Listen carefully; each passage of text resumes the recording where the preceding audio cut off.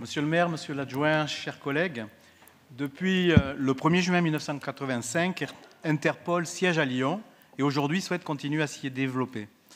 Voilà une nouvelle qui nous réjouit et qui appelle 4 remarques de ma part. La première est que l'organisme international expert en sécurité n'aurait pas lancé son projet de développement sans poser en amont un diagnostic sécurité sur notre ville. J'imagine qu'il est plutôt favorable et de nature à favoriser l'arrivée des effectifs supplémentaires et de leurs familles. J'ai plus confiance dans ce diagnostic que dans ceux de nos adversaires politiques, notamment quand, pour, je les cite, renforcer la sécurité à Lyon, ils veulent armer notre police municipale, alors qu'elle l'est déjà depuis près de 10 ans.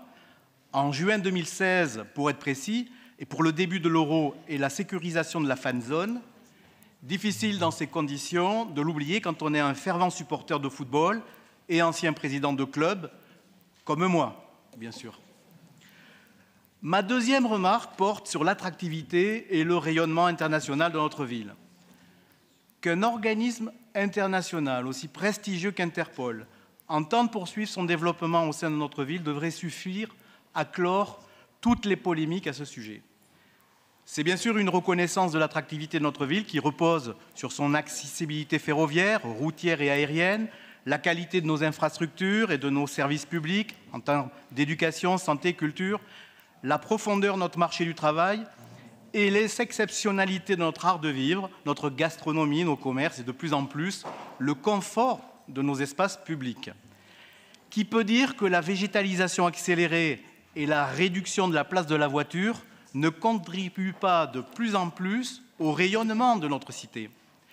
Vraiment, en écoutant certains élus de notre opposition, je ne peux pas m'empêcher de penser à Trump qui, dans son dernier discours à l'ONU, il y a 2 jours, soulignait « Nous avons des écologistes radicalisés ». On aurait dit du Pierre Oliver qui va maintenant jusqu'à limiter en séance. Ma troisième remarque porte sur la satisfaction de voir ce projet aboutir par la volonté et la conjonction des moyens des parties prenantes qui ont su œuvrer ensemble pour l'intérêt général, État, région, métropole et évidemment la ville de Lyon. Préparons-nous à faire durer notre sens de l'intérêt général si demain la loi PML engendre un conseil municipal de Lyon durablement fragmenté, sans majorité claire?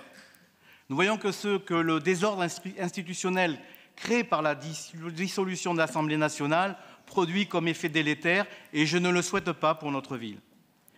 Dernière remarque, je soulignerai qu'en matière de sécurité et dans ce mandat, aucun dispositif lancé précédemment n'a été remis en cause. L'implantation d'Interpol à Lyon en 1985 sous le mandat de Francisque Collomb en est une illustration supplémentaire. Je n'ai eu de cesse de le réaffirmer, en particulier à propos du Conseil local de sécurité et de prévention de la délinquance. Si aujourd'hui tous les indicateurs virent au vert, c'est précisément grâce à cette continuité de sécurité. Ce n'est pas de l'autosatisfaction ni de la méthode Coué. Je me réfère évidemment aux indicateurs fournis par le ministère de l'Intérieur, mais aussi à d'autres, car la sécurité doit être envisagée dans toutes ses dimensions.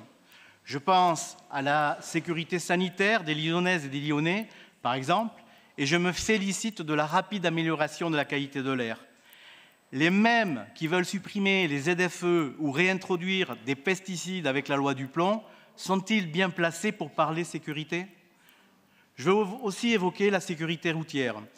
On n'a pas remis en cause la réduction en 2016 de la vitesse sur le périphérique, comme d'autres l'ont fait sur les voies départementales.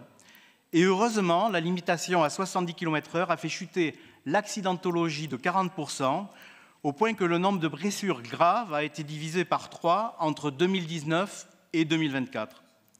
Il en est de même pour l'organisation générale de notre système de déplacement. En ville, la sécurité s'améliore et l'accidentologie baisse. En matière de sécurité, je ne saurais trop insister sur l'importance de s'en tenir aux faits et de ne pas avoir une vision extrêmement réductrice et délibérément anxiogène. Bref, nous nous félicitons qu'Interpol se sente bien à Lyon, au point de continuer à vouloir s'y développer. Au-delà du symbole, j'y vois un encouragement pour les politiques publiques que nous menons et une reconnaissance de la belle image de Lyon à l'international.